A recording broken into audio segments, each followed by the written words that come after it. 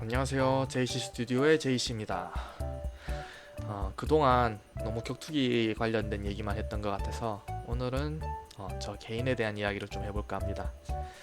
사실 지금 격투기를 소재로 만화를 그리고 있어서 아무래도 현재 제 관심사도 격투기 쪽에 있기 때문에 격투기랑 관련된 얘기를 좀 많이 했었던 것 같은데 그래도 제 본업이 만화 웹툰 쪽이기 때문에 오늘은 제가 어떻게 만화가를 꿈꾸게 되었고 어떤 성장 과정을 거쳐 웹툰 작가가 되는지에 대해 한번 얘기해 볼까 합니다. 우선은 저는 단 한 번도 장래희망이 바뀐 적이 없었어요. 만화가라는 단어를 모를 때부터 꿈이 만화가였거든요. 그래서 아직도 기억에 남아 있는 게 초등학교 1학년 때 내가 되고 싶은 건 분명 만화가인데 선생님께 아무리 설명을 해도 선생님이 화가라고 말을 해주시더라고요. 당시에 이제 초등학교 1학년이니까 만화가라는 직업명을 몰랐던 거죠. 그래도 일단 내가 되고 싶은 게 화가가 아니라는 건 알았어요. 그래가지고 내 나름대로 막 설명을 하는데 선생님께서는 계속 그게 화가야 막 이런 식으로 얘기하더라고요. 그래서 결국 당시에는 장래희망을 화가라고 적었었고 아마 고학년에 올라갈 때쯤 내가 되고 싶은 게 만화가라는 걸 알게 되고 그 이후로 제 장래희망은 단 한 번도 바뀐 적이 없었던 것 같아요. 물론 조금 디테일하게 들어간다면 이제 자 그러면 뭐 만화가가 됐을 때 어떤 만화가를 그리는 작가가 되고 싶은가 뭐 이런 거에 대한 고민은 계속했고 지금도 뭐 제가 그리고 싶은 만화가 어떤 건지에 대해서 그리고 내가 작가로서 뭐 어떻게 역량을 펼쳐나갈 수 있을까에 대한 부분에서는 고민이 계속되고 있지만 어쨌든 간에 어릴 적부터 만화가라는 꿈을 꿨던 것 자체는 한 번도 바뀐 적이 없었어요.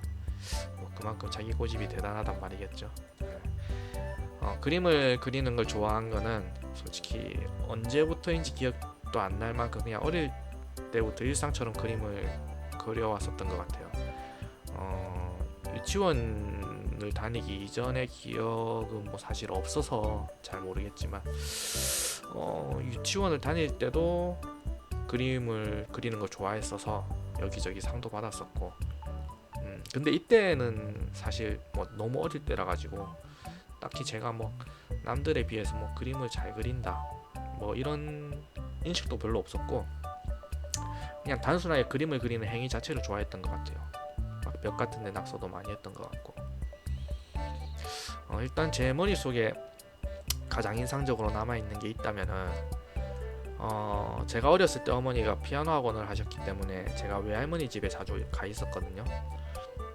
외할머니 집에는 외증조 할머니도 같이 계셨는데 참고로 외증조 할머니랑 외할머니는 이북 출신이셔서 일단 외증조 할머니가 북한 사투리를 유난히 심하게 쓰셨던 기억이 있어요. 6.25 전쟁이 일어나기 전에 남한으로 탈북해 오셨다고 하더라고요.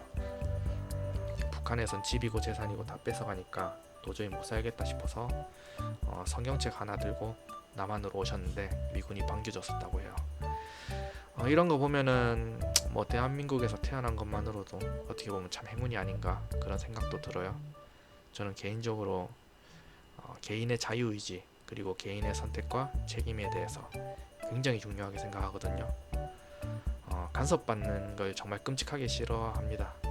그렇기 때문에 아마 제가 진짜 북한에서 태어났다고 생각하면 정말 끔찍합니다.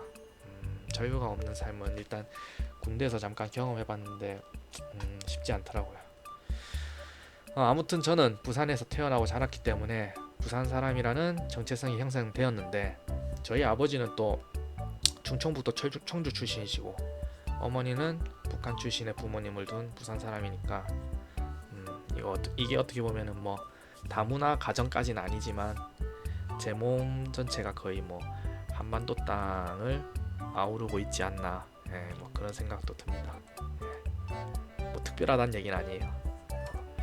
이제 그렇게 외할머니 집에서 외할머니랑 지내곤 했는데 제가 어렸을 때 기억이라 이게 제 기억이 분명하지는 않아요. 왜냐면은 뭐 그때 당시에 한글을 읽었던 것도 아니기 때문에 근데 제가 만화책을 봤는데 그때 만화책이 이제 뭐 외삼촌이 읽으려고 뒀던 만화책이었겠죠.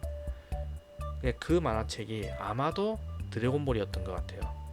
이거는 분명한 기억은 아니긴 한데 그때 봤던 만화책이 너무 인상적이었어요.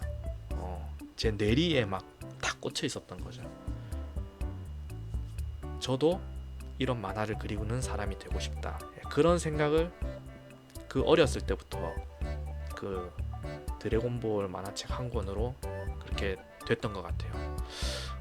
뭐 이런 생각을 엄청 뜻깊게 했던 건 아니고 그냥 그런 인상이 뇌리에 박혀 있었고, 그런 거 외에는 뭐 다른 또래 친구들이랑 저 거의 크게 다른 점 없이 똑같았던 것 같아요. 놀이터에 가서 모래 가지고 막 장난치는 것도 좋아했고, 밖에서 뭐 술래잡기 하는 것도 좋아했고, 오락실 가는 것도 좋아하고, 주말마다 비디오 빌려서 애니메이션 보는 것도 좋아했고, 뭐 그때는 참고로 애니메이션이라고 부르지 않고 만화 영화라고 불렀었는데, 이제 저는 주말에만 비디오를 2편 정도 빌릴 수 있었거든요. 근데 뭐 어린아이가 기억력이 좋아봤자 얼마나 좋았겠어요. 그래가지고 안 본 에피소드인 줄 알고 빌려왔는데 전에 봤던 에피소드인 경우도 많았고, 내가 보고 싶은 에피소드가 있었는데 딱 그 편만 누가 빌려가서 이제 그럼 못 보면은 막 엄청 짜증나곤 했죠. 왜냐면 주말에만 빌려볼 수 있는데 그걸 못 보면은 또 한 주를 더 기다려야 되니까 그렇게 했었는데, 이런 얘기를 또 하고 보니까 지금처럼 검색만 하면 볼 수 있는 시대와는 정말 많이 다른 아날로그의 시대를 살아온 것 같네요. 그러면서 초등학교 입학한 후에는 연습장에 만화를 막 그리기 시작했어요. 처음엔 낙서로 시작했죠. 낙서로 뭐 드래곤볼 손오공을 내 머릿속 기억으로만 그려보고 막 그랬었는데, 그렇게 낙서를 그리면서 점점 이제 컷을 나누기 시작하고 스토리가 들어간 만화를 그리기 시작했죠. 이제 이쪽 분야가 아니신 분들은 그림을 그리는 거랑 만화의 차이, 그리고 또 애니메이션과의 차이를 잘 이해를 못하는 경우도 많을 텐데, 이게 생각보다 많이 다릅니다. 이제 그림, 일러스트라고 부를 수 있는 거는 한 장의 그림 안에 어떤 배치와 구도를 가지고 그림 안에 어떤 내용을 담아서 뭐 이쁘게 어떻게 그려낼지를 하는 거고, 만화는 이제 지금은 웹툰이라고 부를 수 있는 영역과 겹쳐져 있지만 스토리와 컷 구성이 함께 포함된 그림인 거죠. 예전에는 주로 출판물의 형태를 갖춘 만화라고 부르는 형태였고, 지금은 인터넷에 업로드 되면서 스크롤 뷰의 형태를 갖춘 웹툰이라는 이제 모습을 하고 있죠. 그리고 애니메이션은 영상 매체이기 때문에 시각적인 연출 표현에서도 차이가 있고, 뭐 음향적인 효과도 같이 더해지기도 하죠. 그래서 단순히 그림을 잘 그린다 해서 좋은 만화 작가가 될 수 있다고 말하기도 힘들고, 뛰어난 만화가라고 해서 또 뛰어난 애니메이션 감독이 된다고 볼 수도 없다라고 저는 좀 개인적으로 보고 있습니다.